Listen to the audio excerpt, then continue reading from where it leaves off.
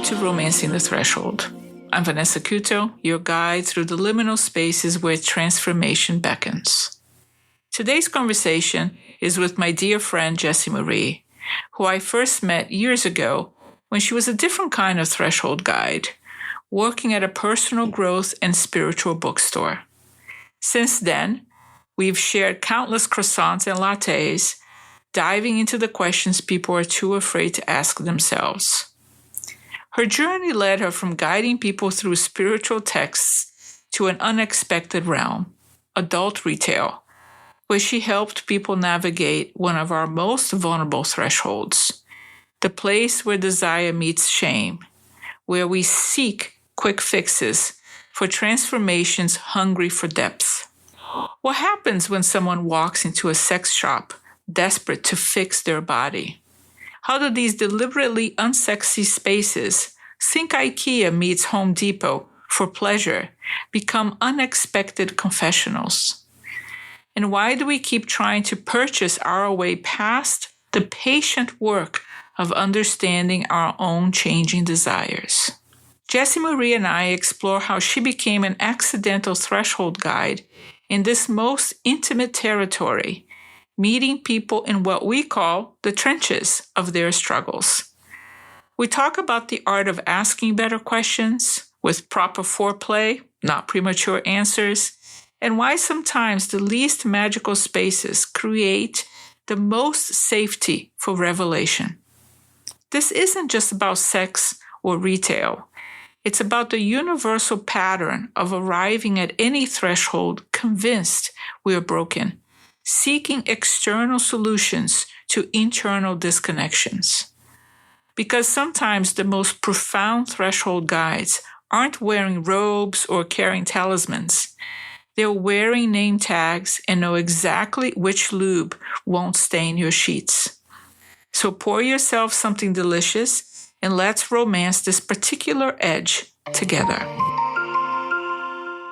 So Jessiemarie, how you doing? Hello, very well, thank you.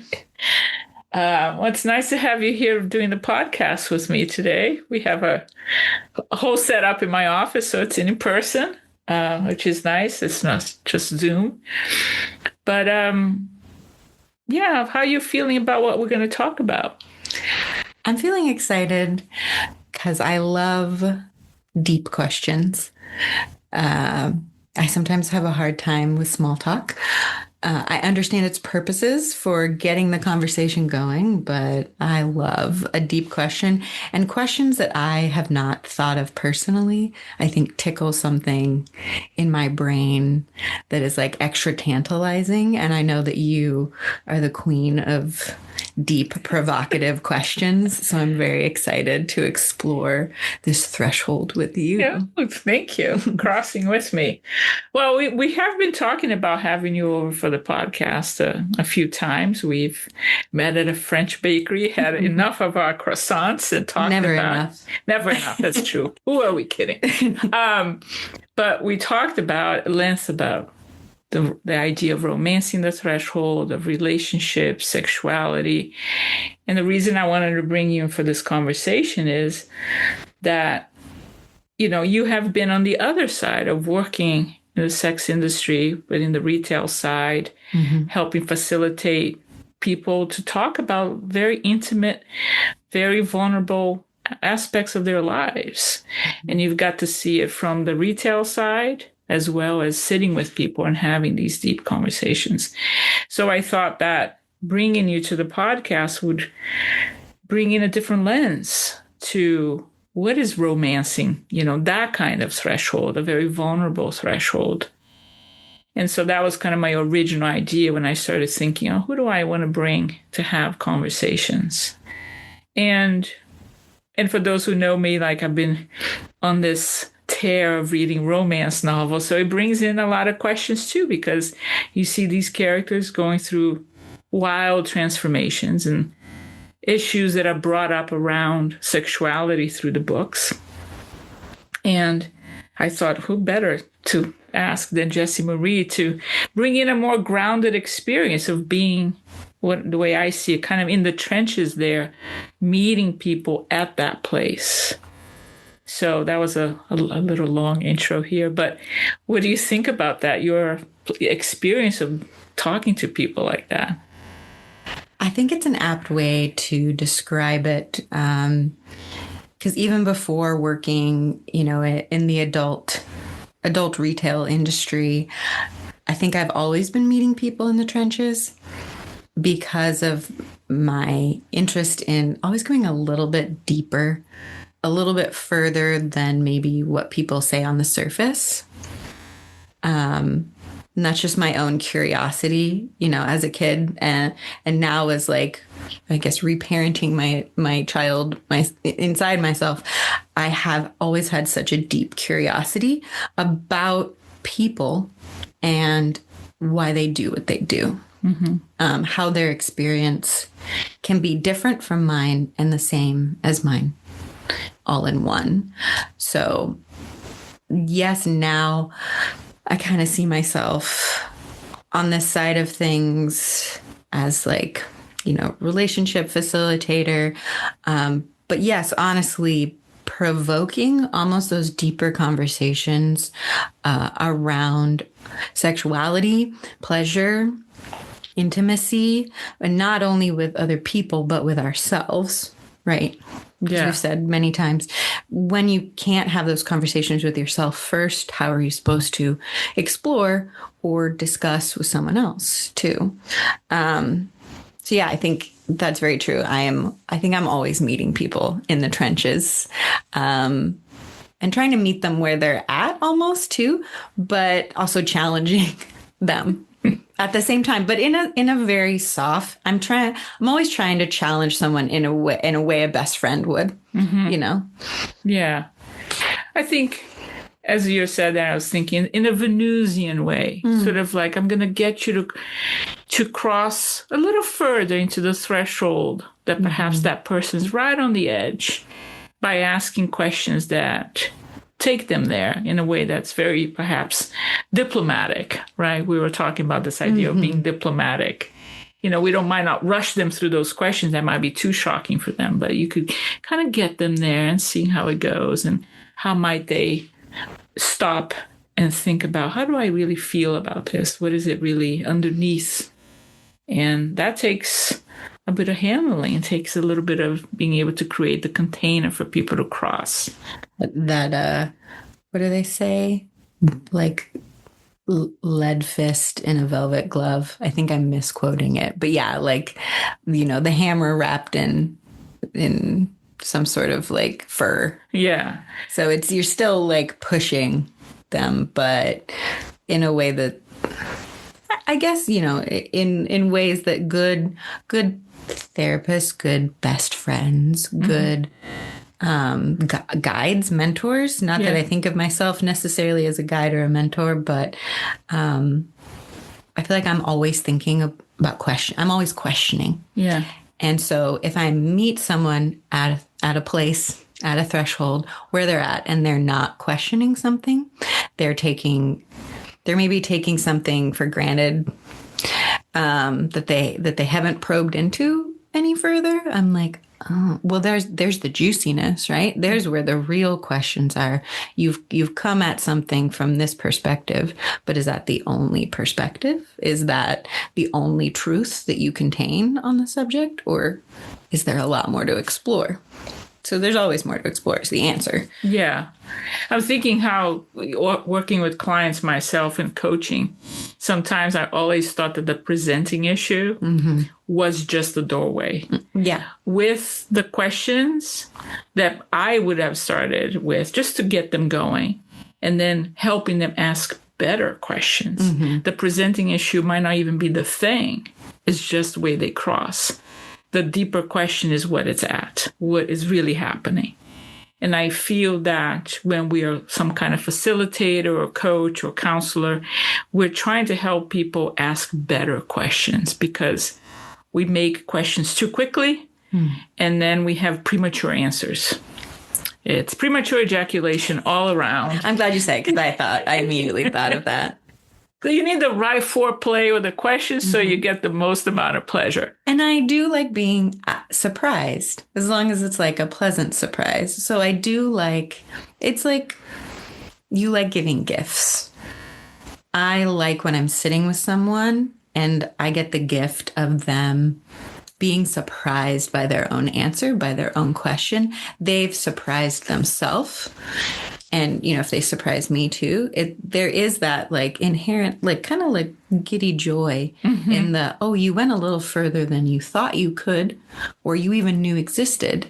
This is exciting. This is exciting. Yeah. Now we're going somewhere. Now we're going somewhere. Yeah. I feel that way. I felt that too when teaching, when all of a sudden you can see it in their eyes, like something clicked. And so with a client or a friend, that when they click and they see the pattern, I'm like, ooh, now we're in good zones. This is juicy. Much like, you know, when you get to the good parts in the romance novels that you're saying, you know, because a romance novel isn't all sex scenes all the way through. You know, maybe it's peppered with a few really steamy ones. But a lot of it is, you know, following these characters and their realizations about themselves through this journey. And that... So like the juicy parts of it, they have to be earned, right? They have to be earned, yes. If you will, I sometimes think the whole book is like a big foreplay. The whole story is a foreplay. So when you get to the juicy part, you're like, oh, this makes sense. Now I'm ready for it. And that's usually when the book is good. When it's too soon, it might leave you a little bit like, well, that was a bit, you know, out of the left field. And again, too premature. It is. It all comes down to bowel movements and sexuality, you know? That's really it. The French would agree. Right? Yes. Our croissants would agree with us. The croissants would. You see, it was good that we met at the, you know, we were having our talks and meetings at the French cafe. So here's a question. From your experience of really working in the retail side, what was one kind of thing you kept seeing again and again that showed up? There's a handful. I think the most prevalent was seeing people walk into the space and really wanting a quick fix. Walking in with an issue, a problem, what have you, and being like, I want to buy something that's going to fix this ongoing issue or problem, and asking me to tell me what to buy that will fix me, that will fix my relationship, that will fix this problem that I have. So I think that is the biggest thing that I saw that surprised me when I started working in the adult retail world.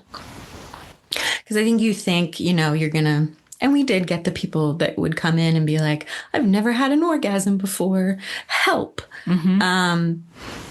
But honestly, it's just, you know, people coming in and I think some people would be surprised and some people wouldn't at the level of vulnerability and the level of complete honesty that people give service workers. And also with a background in food service myself, it's true. I think if I want to kind of connect it back to like this world of like romance novels and spicy literature, we're kind of like the help.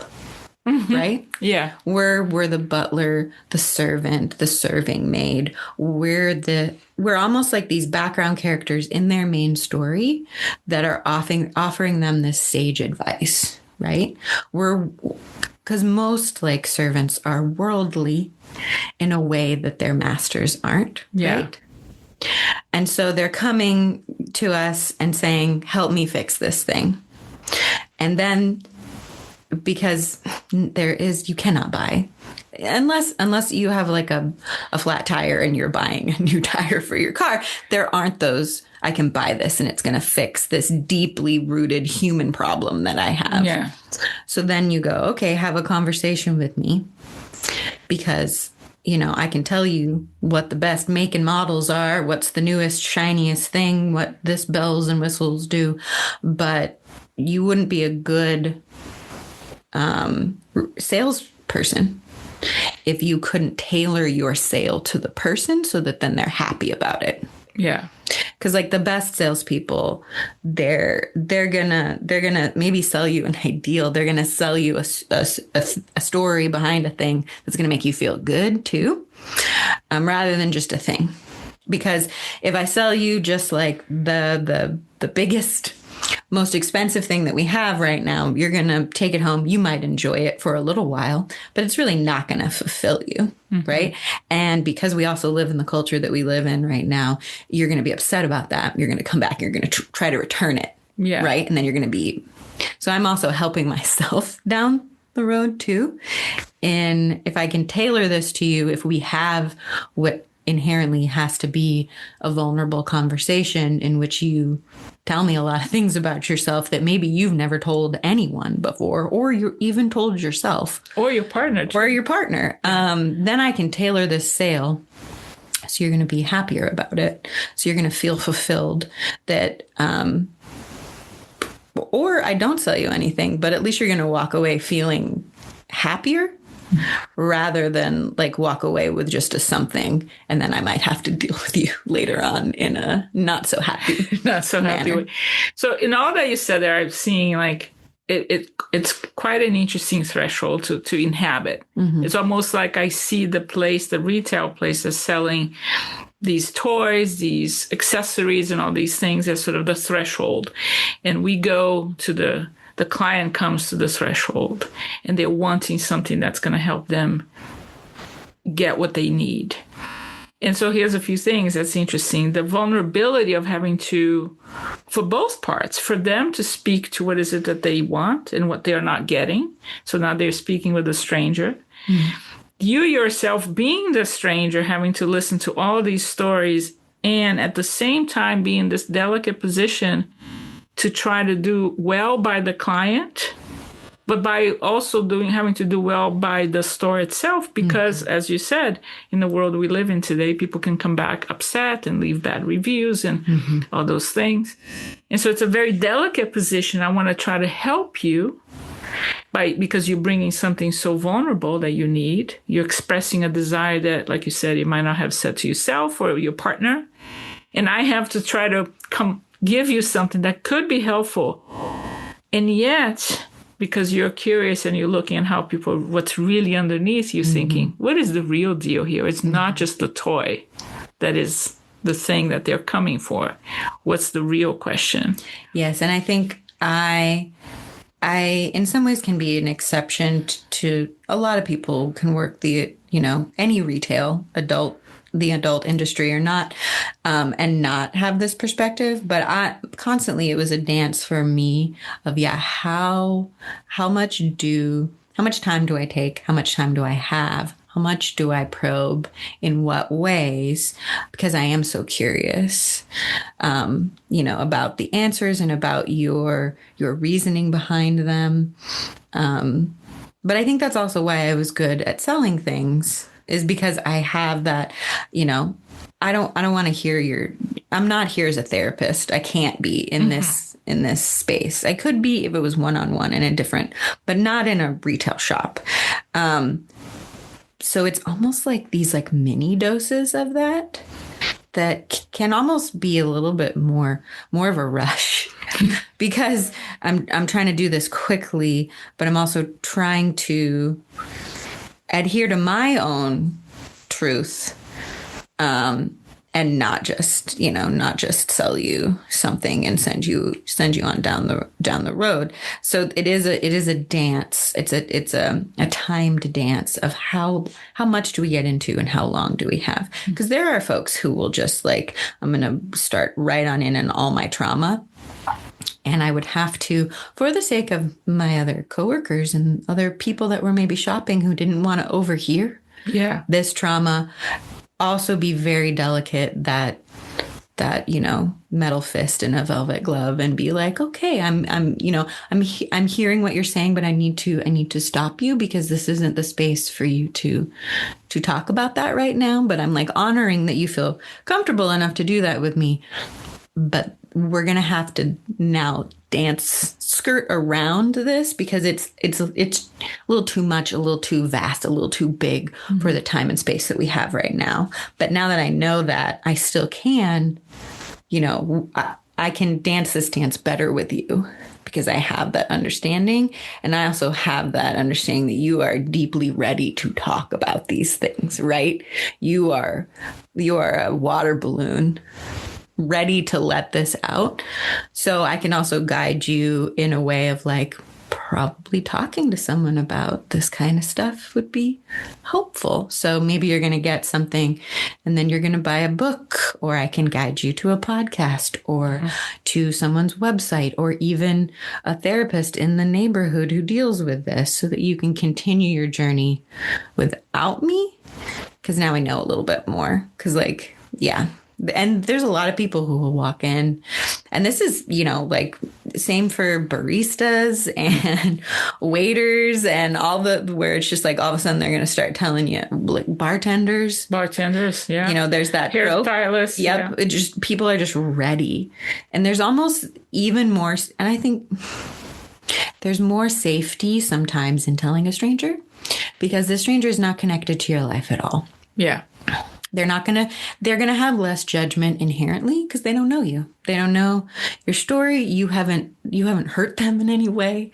You haven't offended them. You don't have history. So they can hear your story with less judgment, and it gives you this freedom of space to kind of like when we put on a mask or take off a mask, be more yourself. Because you don't know what the image is that they want you to uphold. They don't know you. They don't have an agenda. They're not, the mirror is almost more truly yourself being reflected back to you because you don't know them and they don't know you. So yeah, there is profound healing in talking to strangers, and also having the courage to continue that with people who are not strangers, because there's a whole mess of people who will get really vulnerable with strangers but then never continue that, never help heal those things. They just again stay on the surface level. I feel like they never cross the bigger threshold, which is to go do the inner work. That is to talk to the people who matter in their lives, who are involved in this situation. They're yelling through the doorway, but they're not stepping through it. As you're telling this story, I was remembering when I was in my teens, when I first really thought I want to get trained in the psychology and all this, because I was traveling by train and this older woman told me some serious family secrets. And without me, I was 15, and she just gave it to me. She was this older woman. And I remember at that moment thinking, yeah, this is interesting. I'm going to need some training, and then later in life teaching, I would have students come and tell me things. And I started feeling I need some training. I can't just listen to this. It's too much. But not everybody can or will want to do that. But what I'm also finding interesting is that it's more the space where this happened, which is sexuality. We're going to this place to purchase something, acquire something that has to do with our relationship with sex, sensuality, pleasure, the body. And so much gets focused on this toy or this thing is going to help me. Yeah, it is an interesting space because honestly, sex shops are kind of stripped of a deeper sexuality because the nature of them is so focused on products and selling things. There are some that, delve deeper into that. But you also think about people's comfort levels of going to certain places. Going to like a smaller queer, focused, run, staffed sex shop versus like an Adam and Eve, like a big retail across, countries kind of thing. they feel different. And I do stand by, they're kind of stripped from, they're almost the like least sexy place, to be honest, because it's so the inherent nature of, capitalism and, selling things. Like, it's like trying to go into like a hardware store and you're feel sexy. Like, I think it's when people walk into the shops and they feel like excited and sexy, I often think like, oh, it's you interacting with your own sexuality out in public rather than this space is inherently sexy, because I don't think that they are. Again, I'm going to use that hardware. Like, you're going to buy a tool to get a thing done, and if you feel sexy about that, then That's on you. That's on you. But you don't make that about me or about the other people that are in the shop, kind of thing. So I think that is also why people feel very uncomfortable there, because sex is a very intimate, vulnerable space to be in. And so if you're in a space that is all about sex, but it's stripped of that sexiness, it's kind of a very empty, odd place to be in. So I think it does help to have those conversations in that space, because you're like, we're surrounded by almost like sex tools, sex objects, sex accoutrement, but it's all devoid of its sexiness. So it becomes a very like conversational thing, which can, I think, give people more confidence in talking about it, because it gives it puts you in a different perspective of it versus, if you're, going to a strip club where it's a lot more in your face. Literally. And like in a sex shop, it's just like, yep, these are these things. And we're going to like, it always interested me when people came in and they were like, oh, I have a lot of knowledge about this stuff. And sometimes, customers, clients would come in and have more knowledge about something than I did, because I'm supposed to have this broad range knowledge. And then I have my own passions and interests and things that I can nerd out or geek out about. But when they come in and they have this air of, I'm going to surprise you. I'm like, no, not in this space. You could probably do some things that are surprising, but it'll also get you kicked out of the shop. But when they come in and they're like, oh, I know more than you. It's like, yeah, that's also okay. I don't have to have a PhD in this one toy in order to sell it to you. Yeah. And in order to know about the things. But then I also am like, what are you trying to hide behind your I'm so capable, I know so much. Most of the time, I think it's just they want to be part of a community. Yeah. It's such an interesting place to stand. I'm thinking how much you have to know a lot, know enough.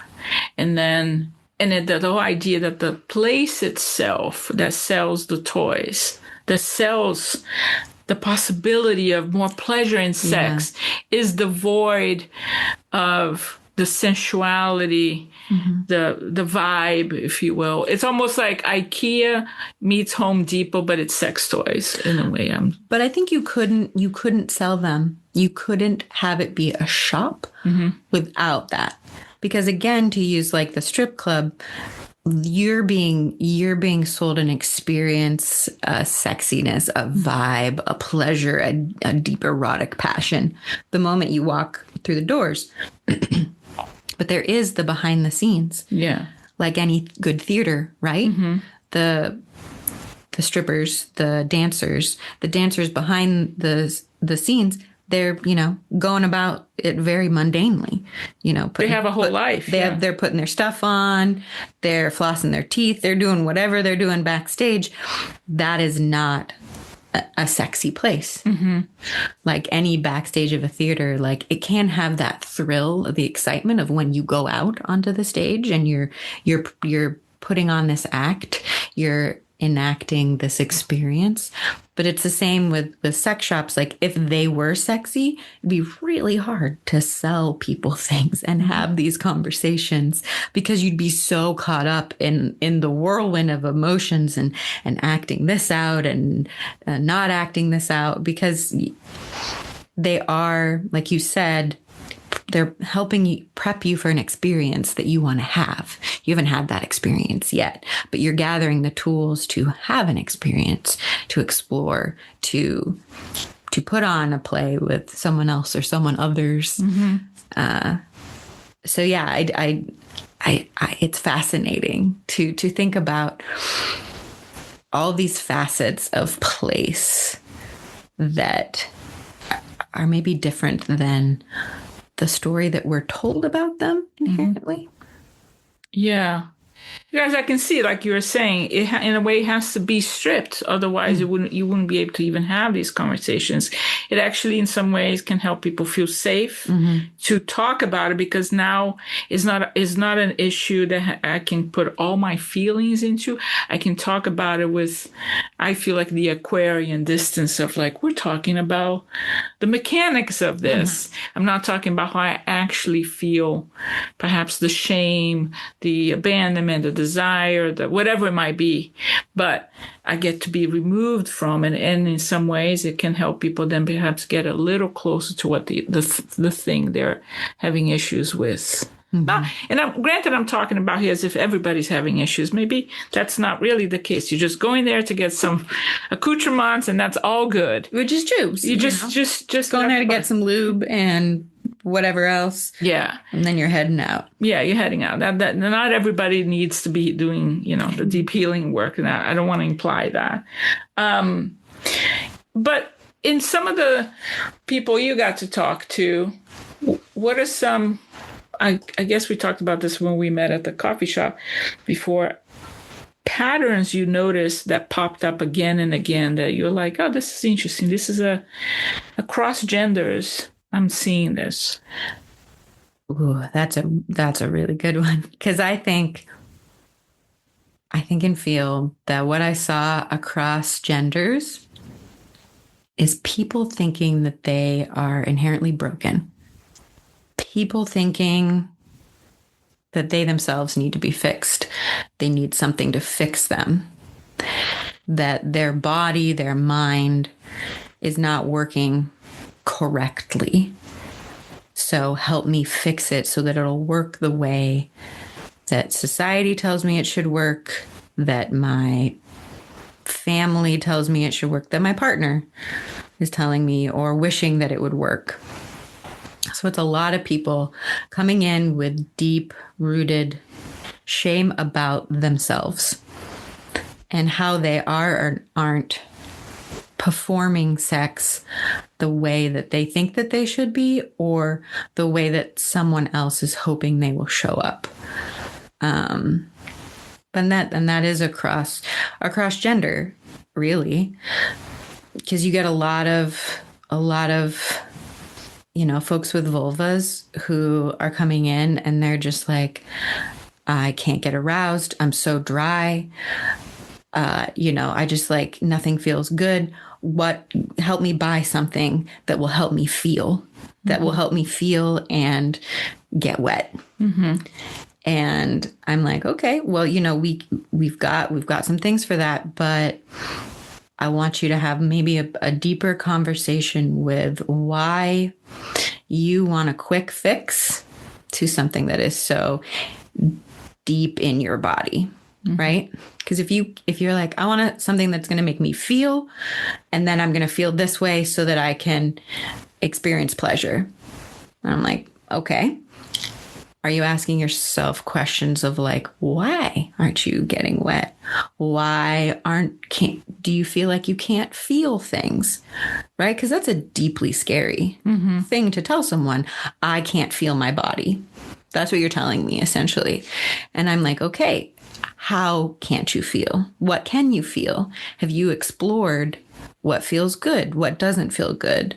Like there's just so many deeper, and it happens so frequently of the like, And also people going, I used to be this way. My body used to respond this way. And now it's not anymore. And now it's broken and I just need it to be the way that it was before. And I'm like, okay, well, bodies change constantly. There's so many factors behind what might be going on with you. We're going to have to talk about some of them because, for folks who have vulvas, it's a very complex, complicated body part to have that Western medicine and science doesn't put a lot of effort into figuring out for you. So we're all on such a long journey of self-discovery that also maybe if we talked with more of our femme, women friends, maybe we would start to be like, oh, maybe it's perimenopause. Maybe it's due to my changing cycle.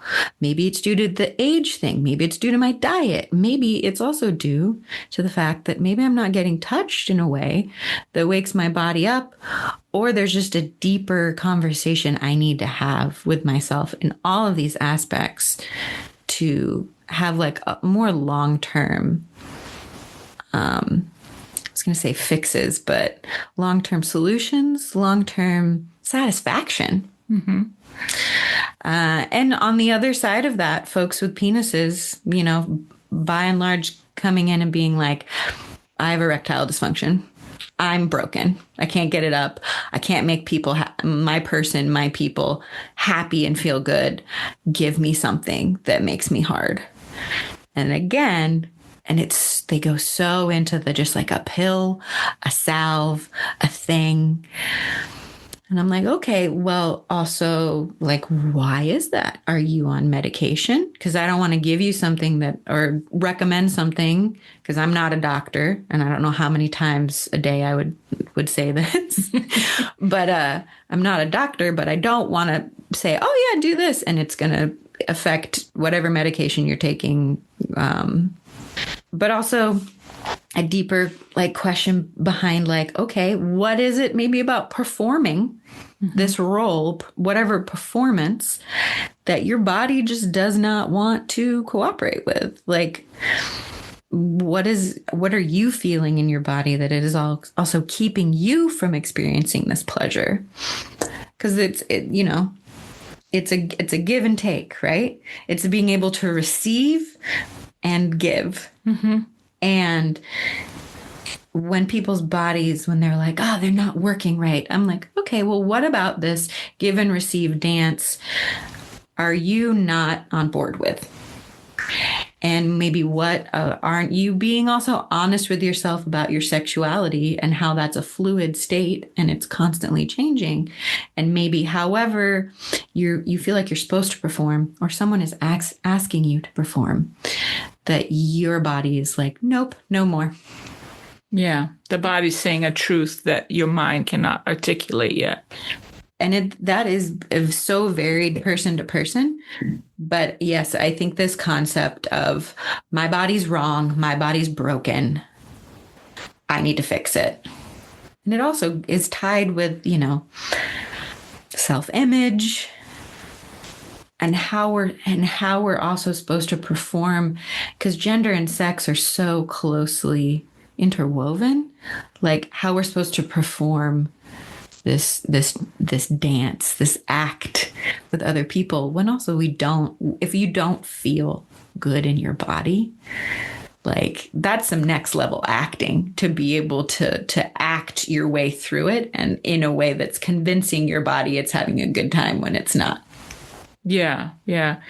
As you're saying that, I was thinking in reading especially the monster romances, and I was trying to think about what is gripping here in the imagination. Well, a lot of people read these books, and it's a guilty pleasure, if you will. But one thing that it stood out to me from those books is how the monster is so embodied.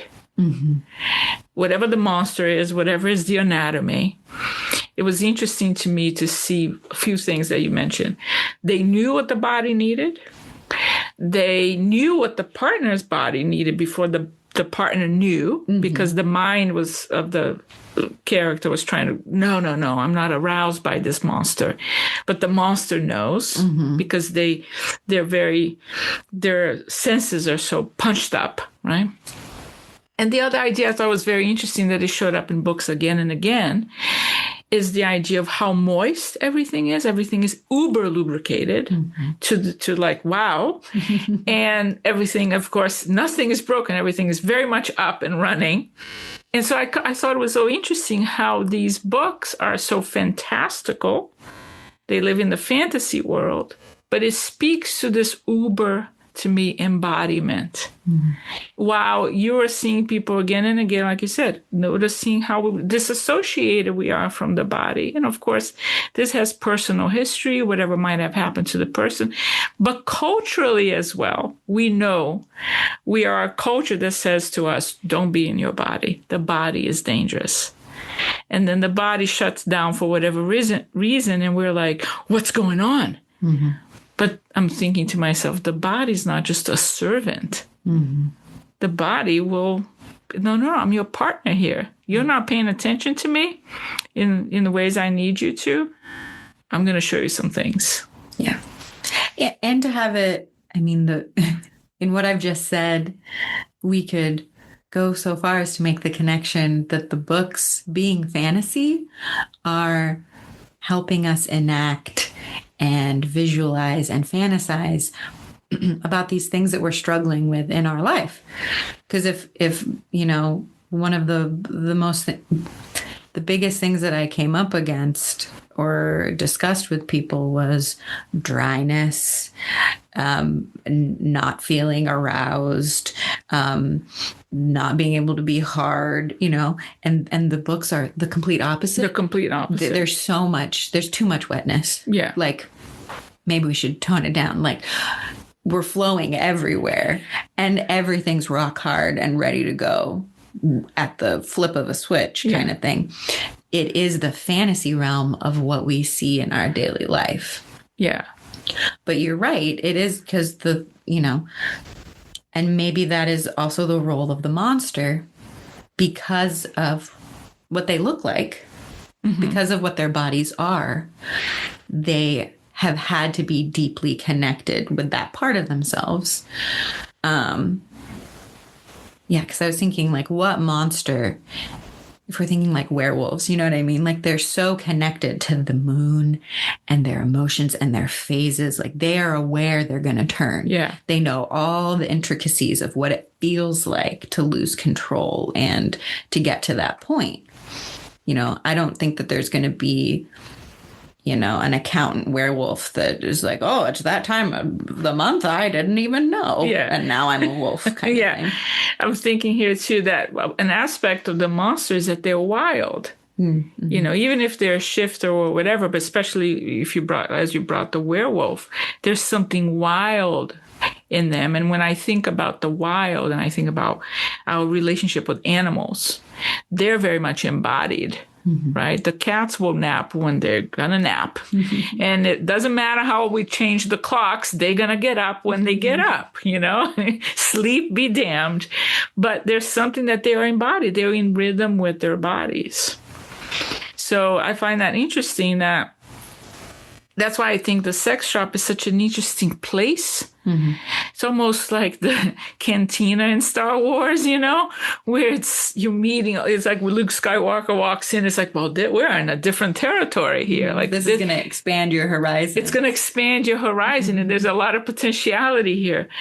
But I see what's interesting too is, of course, there's medical, psychological, biological reasons for certain things. But I just symbology-wise, I'm thinking you mentioned dryness. And then the books talk about wetness. And I keep thinking, how perhaps dehydrated are we in our imagination, in our relationship with our bodies, our relationship with each other? You need to have this hydration. You need the water to help things flow. So that things aren't just friction. Not just constant friction. Yeah. And I think there's this interesting aspect of you touching on the wildness, because wildness, I think for a lot of cultures, not all cultures, but definitely like the Western culture, it is outside of our daily life, this wildness, right? Wild doesn't fit into our routines and our clocks and our agendas and the people world. So these monsters in their wildness live outside of the people world, and the people world is full of friction and is lacking in imagination. So it is, these books are an infusion of the wild and the embodiment that we lack in our daily lives. Just definitely why they're so popular. Yeah, like before we even started recording, we touched on the days are darker, it's winter, right? And everybody's like, why am I so tired? It's like, it is winter. We're supposed to go into the cave. The body's like, I need to hunker down, right? But our society's like, no, get out there. There's a clock, there's a calendar, there's things to do. So, we're constantly being pulled in two different directions. Yeah, and with that, like, why is my body shut down? Well, perhaps it's because you're not hydrating it. You're not feeding it. And you're trying to access things without, unlocking the proper doorways first. And it also made me think of, there's something that Alan Watts said where we think of, like, there's like different types of love, but that love in itself is like a white light shown through a prism, and it's all the different colors. And we think of what we're discussing, and in the books, this like deep, carnal, wild passion as like the red color in that spectrum. And then there's like the green and blue, which is like the friendship. And you go into like the purple and the indigo and everything, and that's the like divine. But it's all the same light. It's just shown, it's through a thing, so you can see it in a different flavor almost. And if you think about our culture again, that red light is very demonized. It's very, to be kept hidden, to not be talked about. And we go through phases in our decades of how open we are and how closed. But in and of itself, to think of it as a rainbow and think that like all love actually contains all those colors, but to only want to support them, cultivate the certain colors in a certain time when you need something, rather than an always upkeeping or acceptance or viewing them, I think is difficult for our bodies too. It's like, oh, so we just need to turn on like a switch. It's red light time now. Like it's business time. Yeah, flip back and put your business socks on and let's go. Like, to instead accept that, yeah, like it is a flowing, to get back to that wetness, it is a flowing constant state is what love is, which is completely separate from romance. Like love and romance can go together, but they don't need to. Like, and to accept this, like this state, and I'm not even getting into like the rainbow and, the LGBTQ plus community, but you'll also find that sex shops, who most populates that like retail field, the like your coworkers, the people who are working in this field. I would be surprised to go into any sex shop and be like, oh, it's all cishet people working here. Like inherently, I think that concept of acceptance of this broader state is what helps, I think, the queer community be guides a lot of the time into helping other people embody their sexuality, their sensuality, and accepting that it's not, you can't deny a part of yourself, the majority of the day and then expect you to just turn it on like a switch. Like a switch at night. Like to deny to, I don't know. It's like if someone were lactose intolerant and they're like, I can't drink milk but I'm going to do it right now and it's going to be fine. Yeah. Or the other way around. Like, yeah. I'm thinking when you mentioned, the queer community, being in that threshold, being the ones who often have to guide others and know, because they have had to traverse their journey with their body and all that experience. And now they can help guide others. Like the monsters. Yeah. So, yeah, I think, too, these romance... Well, because... Would you call them romance novels? What would you call them? These erotic novels?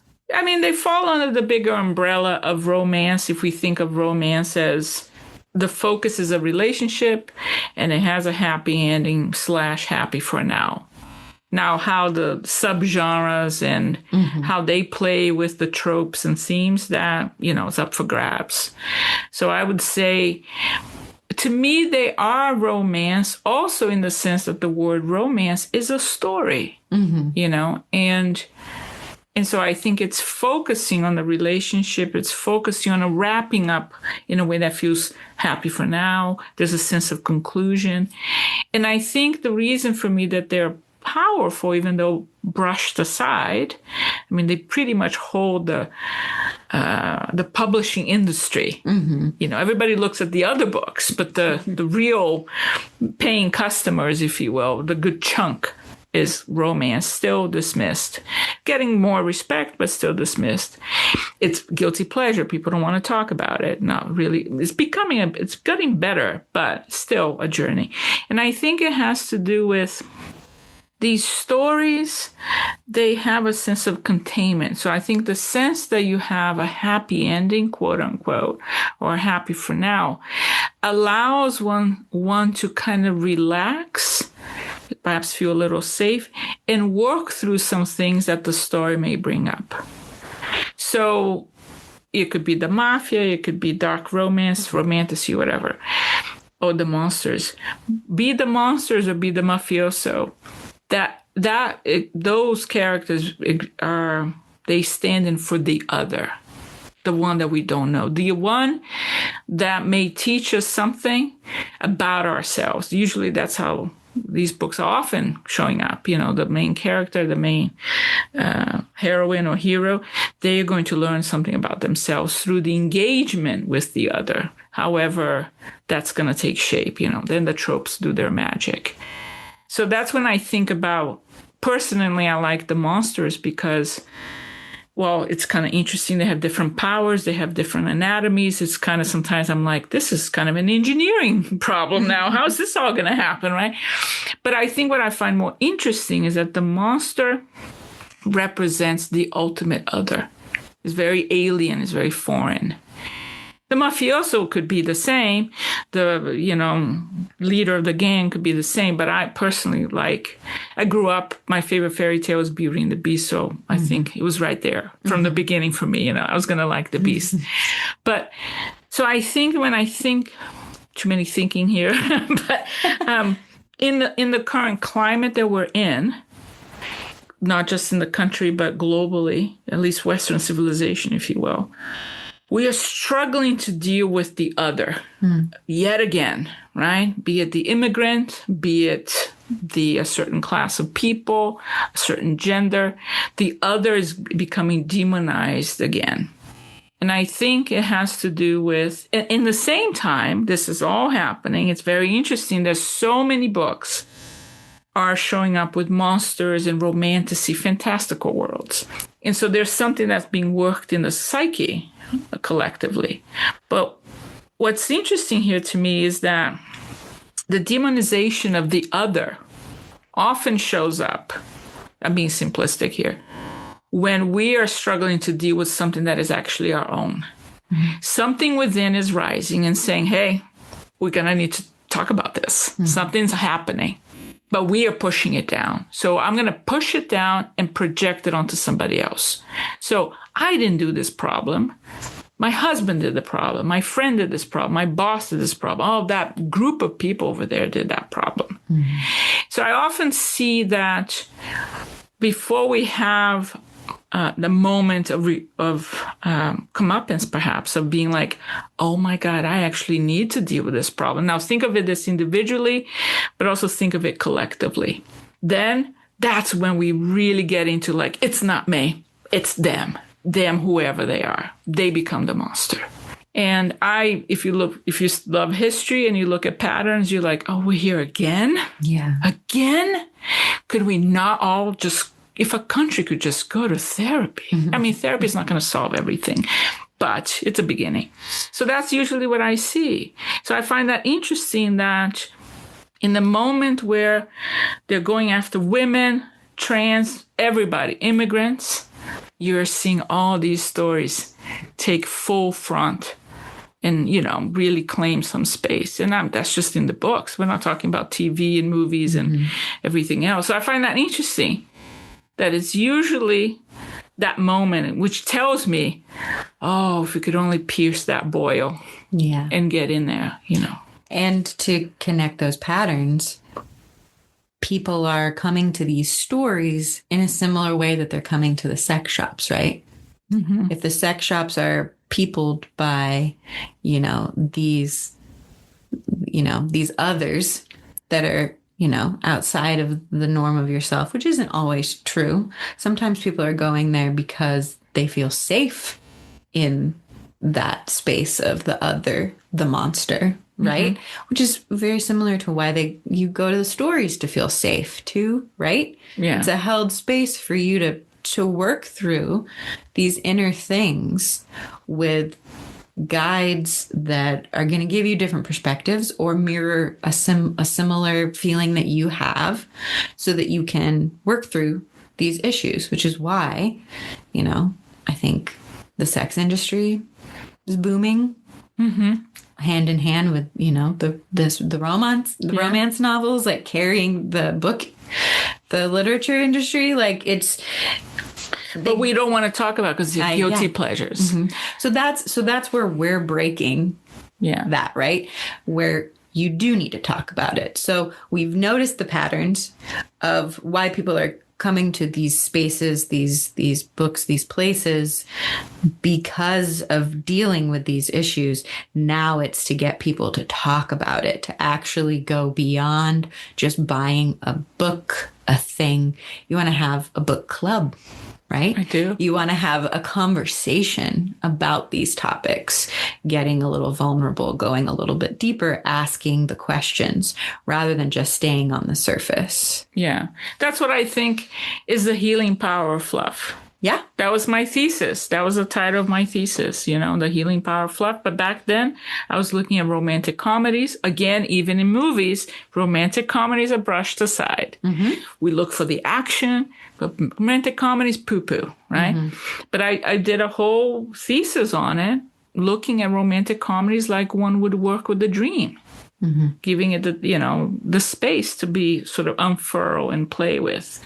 But we talked about some of the tough parts of this relationship with our body. But what about the topic of delight and joy? Mm-hmm. That's one that I don't think gets a lot of headlines either.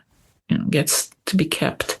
What did you learn from that aspect of sexuality or relationship with delight and joy, meeting so many kinds of people? I think sadly, especially in the retail industry, I was always telling folks, come back and tell me, especially if it's good. Yeah. Don't come, you can come back and tell me if it's bad and we'll have another conversation. But I very rarely got a lot of follow-up, which sometimes I would usually take as a good sign. Mm-hmm. Like no news is good news. So you must have enjoyed whatever. But I think in the few times that I did experience it, it was either someone who was like, I've never had an orgasm before. Help. And then we would have a conversation. We would choose some things. They would leave. And then maybe I saw them like a year later and they're like, oh my gosh, it changed my life. It changed every aspect of these things, from people being like, oh, now I'm broken up with the person I was broken up with. Now I'm dating again. Or it deepened our relationship. Now it's even better. To just them being like, okay, I loved that. I'm back.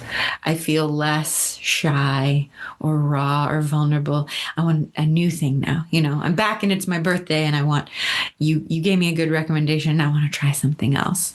To the people who, I recommended a lube, worked really good for them. And then they just come back every couple months and they're buying that lube. It's a very, I don't think I often got to talk about, except with like friends and people who are closer with me, those joys. So I do wish that there was more space for the joy of things. Because again, I think in that stripped down space where even orgasms are talked about as like very like commonplace, there's a little bit of that outside extra joyfulness that is kind of taken away from them. But I think one of the things that surprised me the most is talking about different levels of orgasm with people, and how that also changes over your lifetime, how you experience pleasure and the varying levels of intensity and what happens to your body. So it is almost like a scientific exploration in myself and in talking with other people who will talk with me about it. So it's broadened my realization, because we can only experience orgasm in our own bodies. We are, trapped within these beautiful meat suits that we walk around in. And so it can be really hard for someone to explain what an orgasm, what joy, what that feeling of release and pure pleasure is for them. And then also being able to kind of be like, and, there's different kinds and there's different levels of it. And,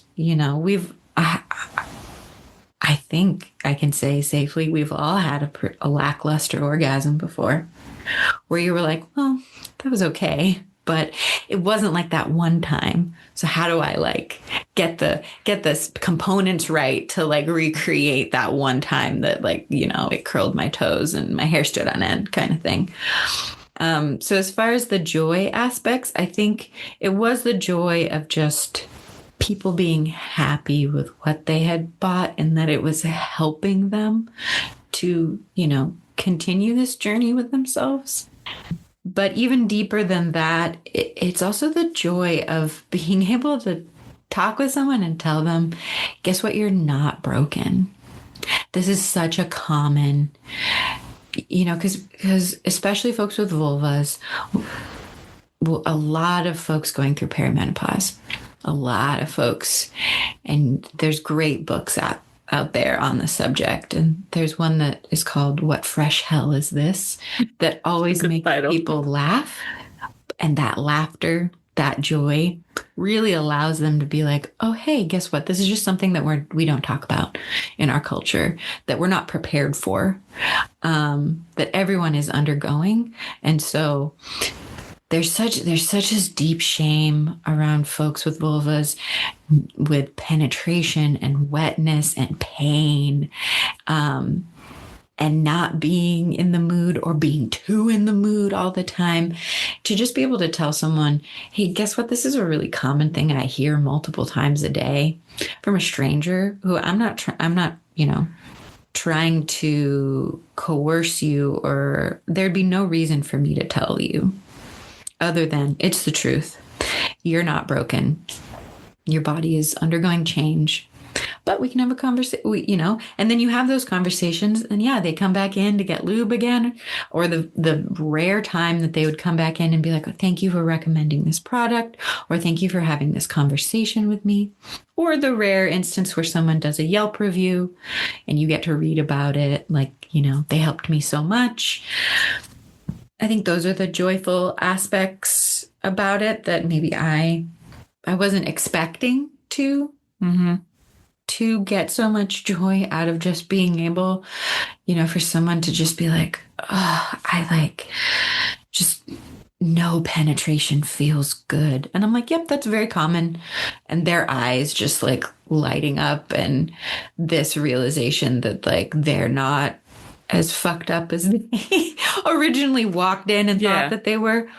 And then having a conversation and then being like, there are things that, can help. And then just realizing like, this is going to be an ongoing thing. Cause also perimenopause lasts forever. And it's just an never ending array of new things, but that thankfully, sometimes a lot of what you're going through, someone else has gone through, and just having that, reading in a book, having a conversation and being like, oh, you too? Okay, I feel a little bit better now. Yeah.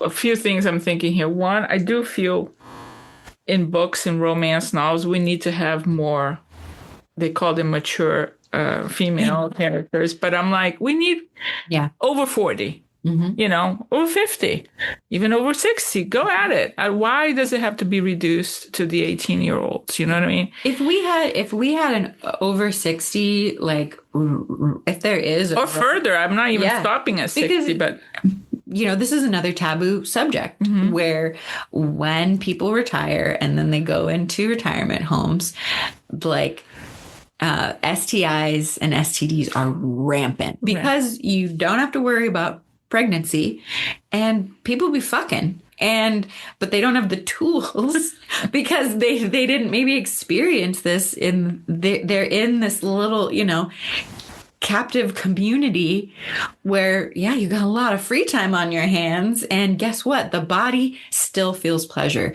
There's this myth, you turn 40, especially for women, and your body, no longer, people are no longer interested in it. It can't feel pleasure, and you're done. You're done. Yeah. That's not true. The body, orgasms, the pleasure of orgasms don't go away with an age. They go away with, how you feel about yourself, how your sexual sensual journey is unfolding for you. But for a lot of folks, it's the opposite, like you turn 40 and you're like, now I know what I want, and I'm going to get it. Yeah. And also, there's also a reduction of what pleasure is. Yeah. I think there's a wide umbrella of what pleasure can be, much like the rainbow. There are different kinds of pleasures. The other part I'm thinking here is it's kind of sad that people don't tend to come and speak of the joy of how that, and it's reminding me a little bit of what we were talking about at the cafe earlier, of generosity. I think in any relationship, not just with humans, any relationship, there's an element of generosity, of the giving. There's a sense of the giving. And we tend to think of generosity as the giving part. But it's also in how do we receive it, And myself, as one of my languages of love is gift giving, I like to see how people react. I want to see it. Hopefully they like it, but sometimes they don't. And then I'll know. Then I know, okay, I didn't hit the spot. Let's, do it again next time. So I think we need to cultivate a culture where we share more of the joys, how things work, because we live in a culture that everything is awful. Yeah. We're very quick to go to the Yelp or whatever it is and type up, this was wrong. We're not very quick to go and say, this was a pleasure. And we need to balance that out a little bit. I feel we need to be able to do that more. It's not good just for the other who's receiving. It's good for us. Because when I'm able to go back and say to somebody, this was a pleasure, this gift you gave me or whatever it is, this recommendation was awesome. It hit the spot. Good for me, good for the one receiving. Double the generosity, right? Agreed. And I think that's also missing. We tend to go for, this is what's wrong. But what is working? And we nourish that area. So sometimes I think about that. Well, this was very insightful. Well, here's a question for you, because you also help people in facilitating, in going individually and having these deeper conversations, not just on the retail side? In all this experience you've had personally, professionally, what would you like to, bring to this topic, this bigger conversation that you want to be able to do more of, perhaps? I think we're doing it right now.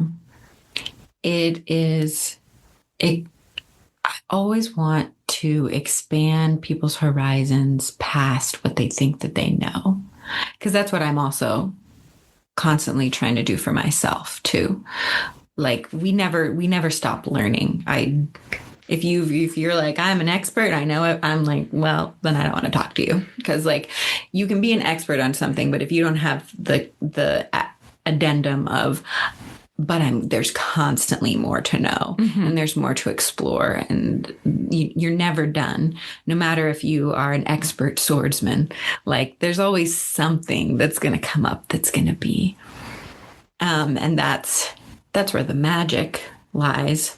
But I think I would like to, I've been really interested in working with people around the concept of ownership and love, and ownership and romance. Because there's an aspect of romance to me that feels like a trying to win. You're trying to win something in this romance. You're trying to get an outcome, something to happen.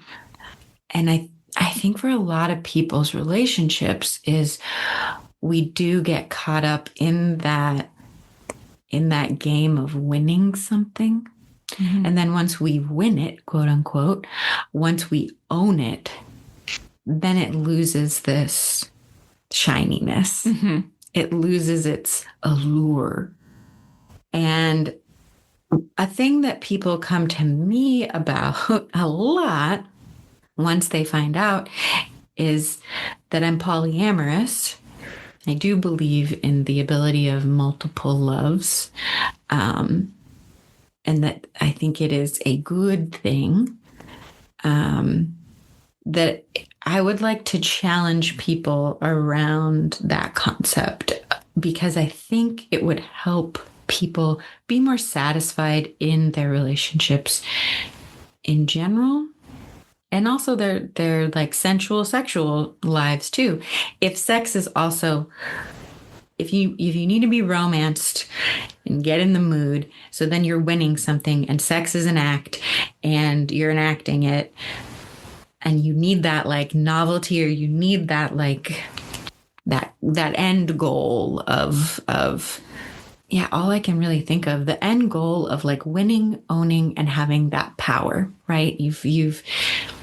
I think it speaks to deeper power dynamics between people, and how we view love, how we experience it, but also how we like view and experience romance too. And I'm not saying that you can't have, I think that's also why the kink and BDSM community is just bursting at the seams, it feels like right now, that we do have so many people that are going through these stages of finding themselves, and then finding themselves in a kink, or finding themselves into BDSM, because it is allowing you to experience sex and experience love, affection, intimacy in these boundaries that allow you to work through this concept that we have so prevalent in our society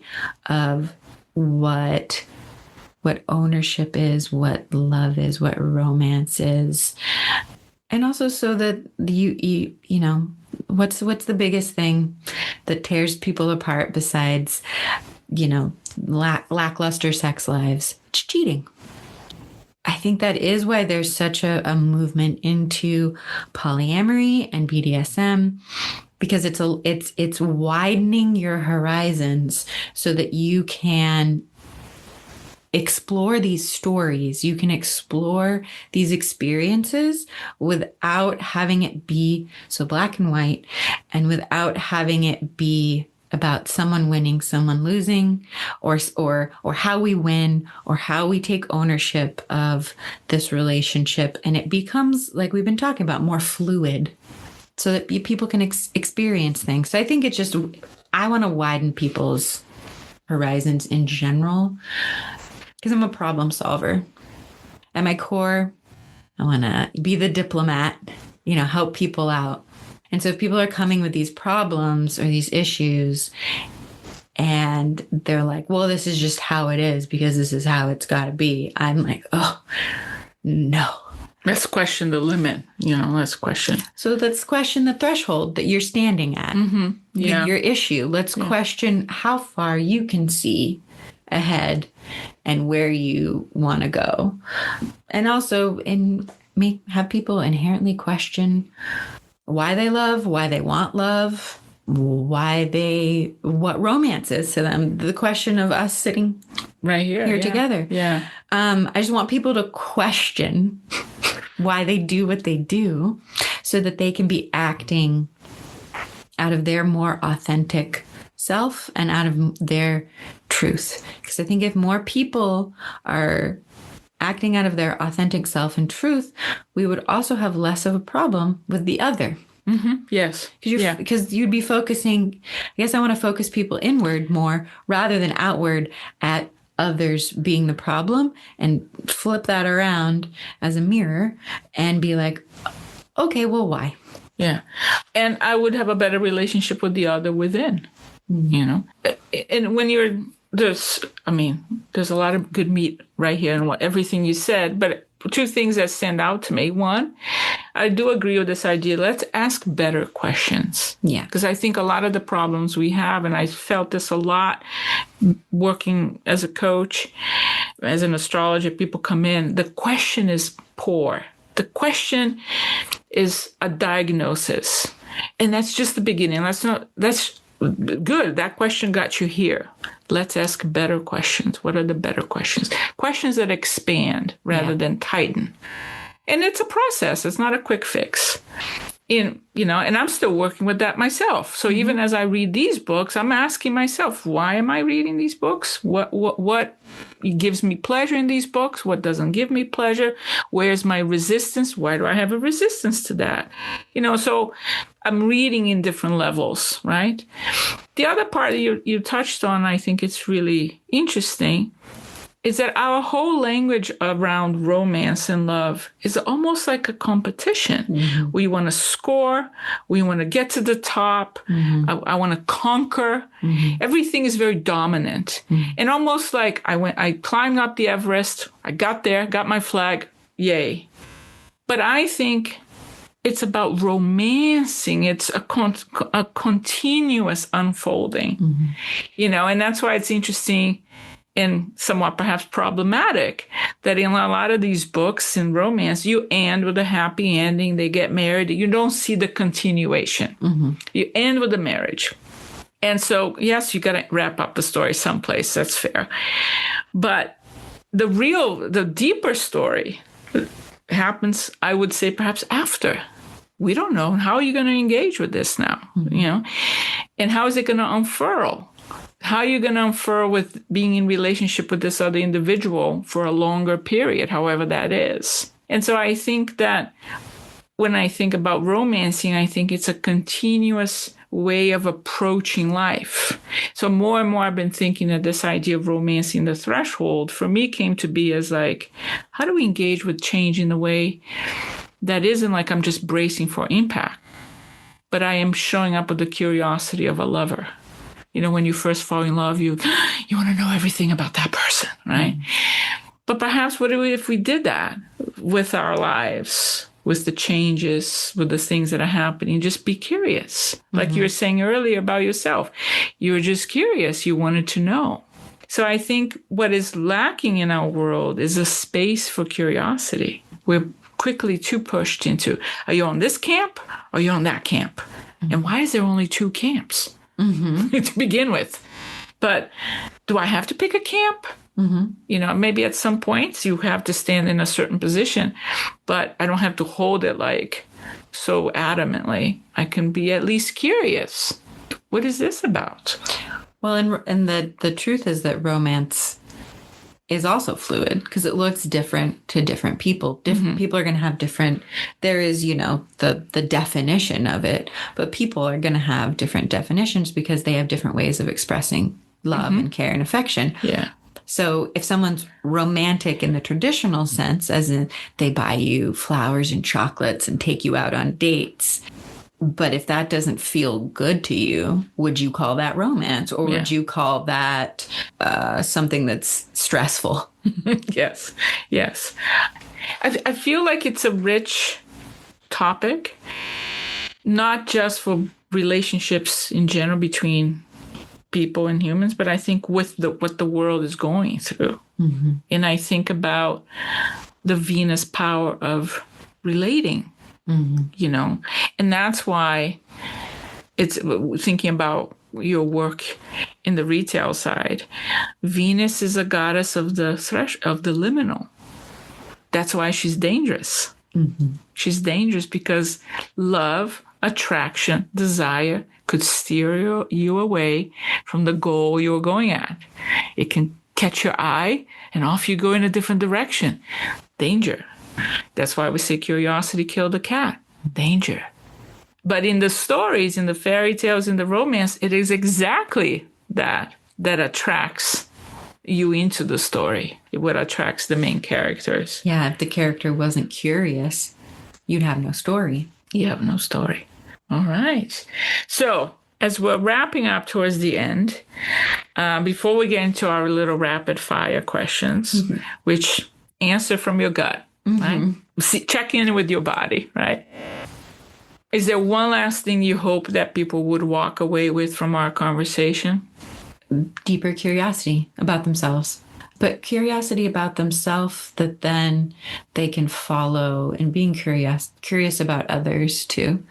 I think if people listen to this and someone was like, well, why do I think that romance is this? Or why do I find this sexy? Or why do I hold this belief about myself?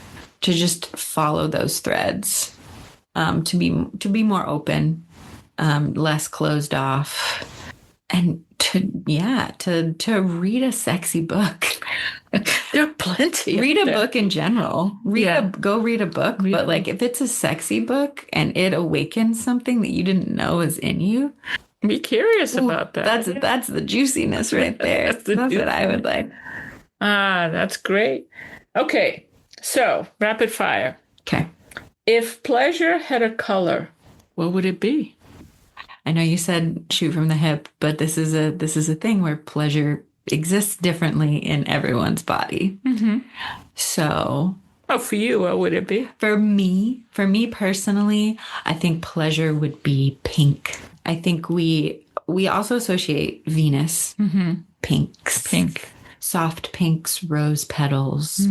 There's something about pink that I think is also truly deeply demonized. Very much, yeah. I think when I was younger, like in my teens, I hated pink. I hated all pinks.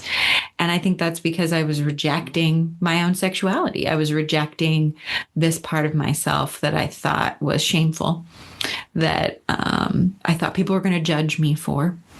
And that's why I hated pink. And now pink is one of my most favorite colors. My favorite color right now is like a coral pink, like a deep ocean, very Venusian. Very Venusian, yeah. And I think people who embrace pink and wear it proudly also are the ones that challenge others the most too, that are challenging this concept of pink being weak and baby, right? And very inherently feminine. Yeah. But which is also very subjective because, back in the day, boys used to wear pink and girls would wear blue, and now it's flip-flopped. So again, it's very subjective, but I think for me, it's pink. Pink. One thing everyone should unlearn about desire. Everyone should unlearn that desire is not an act for someone else. Desire is not a show or a play to do or give to someone else. I think that we think of desire as how someone is being affected by me. And I would hope that we would dig a little deeper and think of desire as truly a fire within us, and how we are going to stoke that fire, but how we are going to teach others to stoke it too. I think of desire as like a candle flame that can either be snuffed out really easily or turned into a Molotov cocktail. But you need the right circumstances, and you need to know yourself so that it can be an experience. I think desire is an experience, and desire is something that is not just, again, a one-time thing that like someone desires you.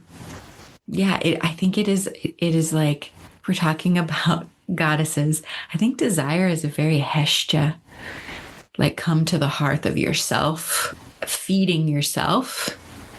Because if you're starving, you can't really get in contact with that deeper desire. Yeah, no. There's no logs. Best way to build intimacy with your clothes on. Deep conversations. There's so many card games and games out there that start that way, is deep conversations. And you were just talking about like when you first are falling in love with someone, if you're going out on a date, you're sitting across a dinner table with someone, you can feel that desire, that passion. And what are you doing? You're just talking to them.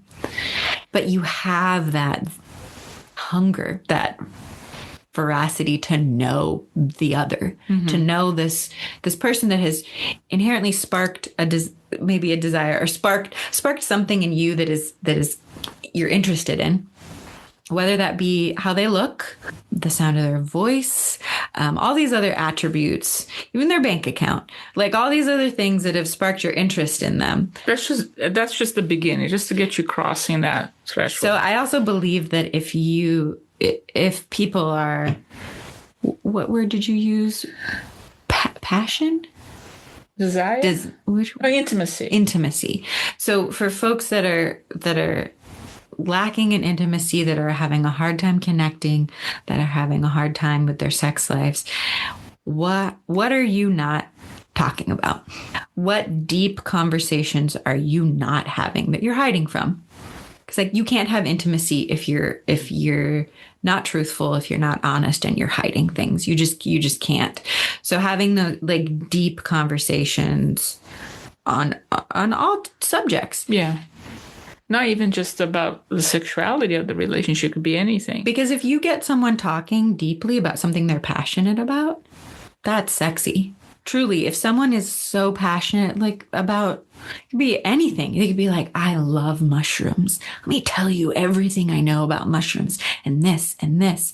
If you have that little kindling of interest in this person, seeing them animated and excited and passionate should build that excitement in yourself too.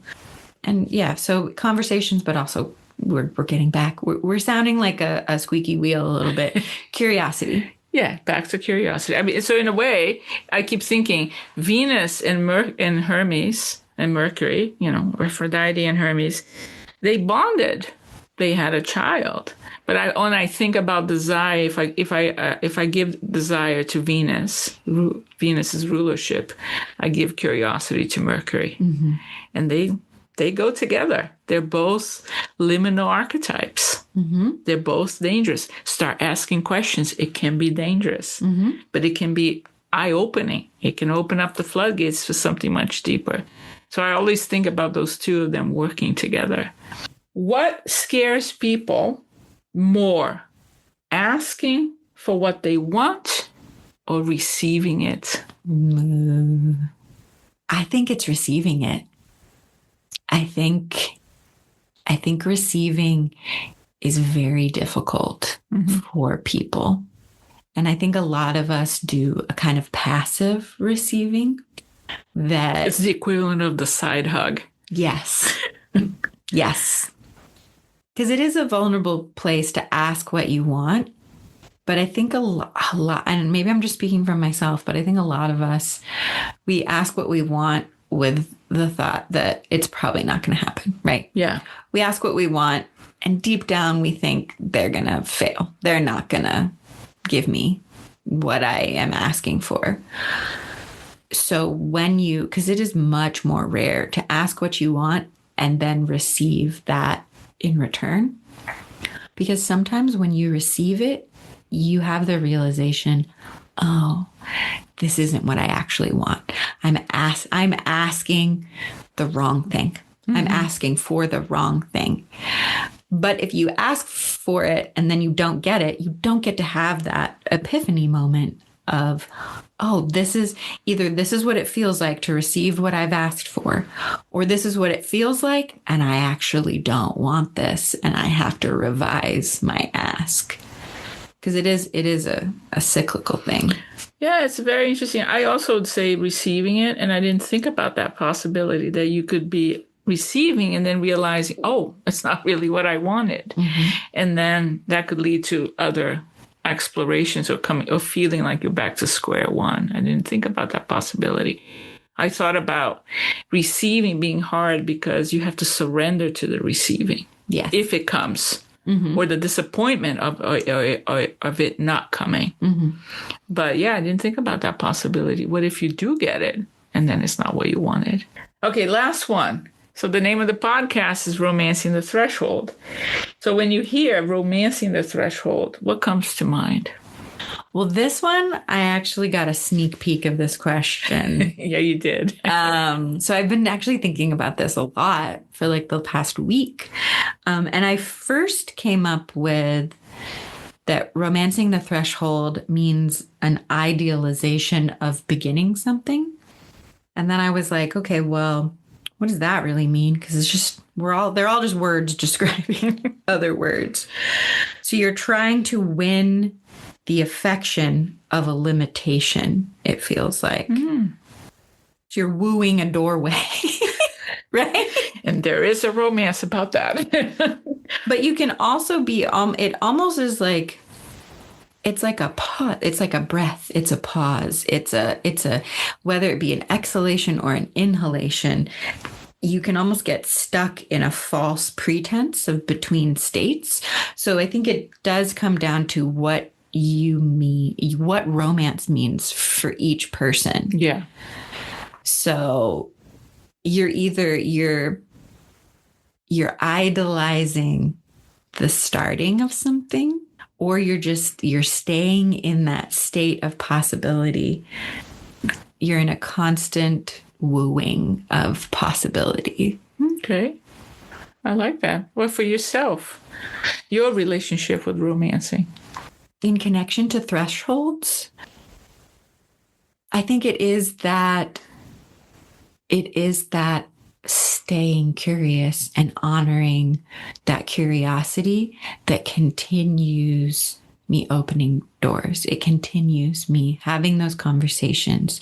It continues me standing at the precipice of something and looking at it with, rose-colored glasses, so that I can keep continuing the work and the journey. It's the opposite of getting jaded. Oh, I love that. Yeah. I'm going to use that in my copy. This is the opposite of getting jaded. Yeah, you can have it. You're welcome to it. Because we live in a culture that has made jadedness, it's trying to make jadedness sexy. Yeah. And I'm sorry, it's just not sexy. No. Not in my book. Apathy is not sexy. No. That's why I say with like the conversations and the deep curiosity is people caring should be sexy. Caring about you. And, sometimes we do idolize and romance like some very harmful situations to ourselves. And in in stories, in literature, and again, in kink and BDSM, we can explore that safely. But this concept of like, it's cool to not care, it's cool, like, it's not really true. What's really punk rock is to love so deeply and openly that you're overflowing with passion about it, and to be able to talk about it. Because like, if you think about hearing friends talk about their lovers, do you want to hear about a friend being like, oh yeah, like they're fine, I think they're fine and it's whatever? Or do you want to hear them be like, this person is this and I love this about them, and I could hear them talk all day long, and like, that's what you hope for your closest companions. Yeah. Is that sort of overflowing with seeing this person and loving all this, the juicy aspects of them, rather than this like.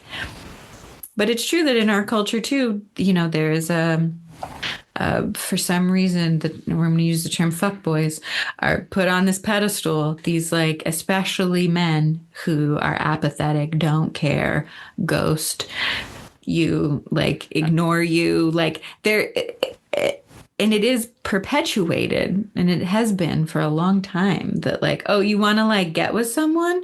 Don't give them the time of day, ignore them, don't care about them, play these mind games with them. And it's so detrimental to true intimacy, to true romance, and to true love, that I want a Gomez Morticia relationship. I want to like that. There's so much more. I would watch a whole movie. If anyone's listening, like I would help write it. Like a whole Gomez Morticia backstory of them falling in love and just being completely obsessed, and not to the.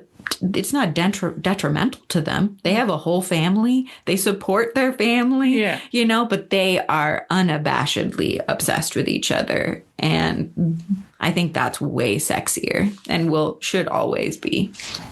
And with that, anybody listening, stories, fan fiction, go at it.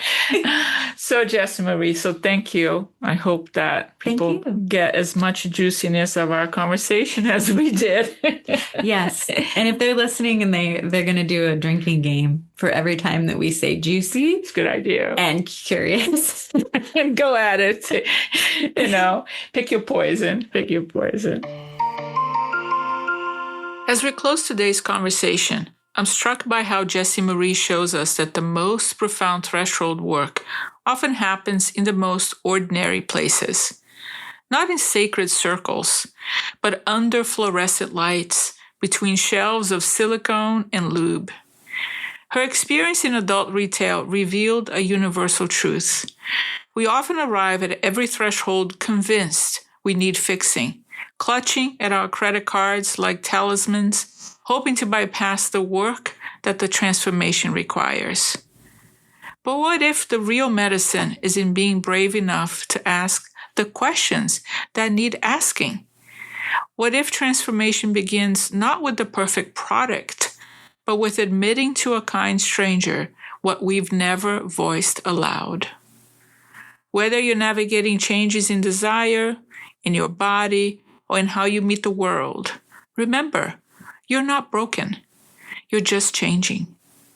And change, as any good threshold guide will tell you, requires patience, curiosity, and yes, proper foreplay.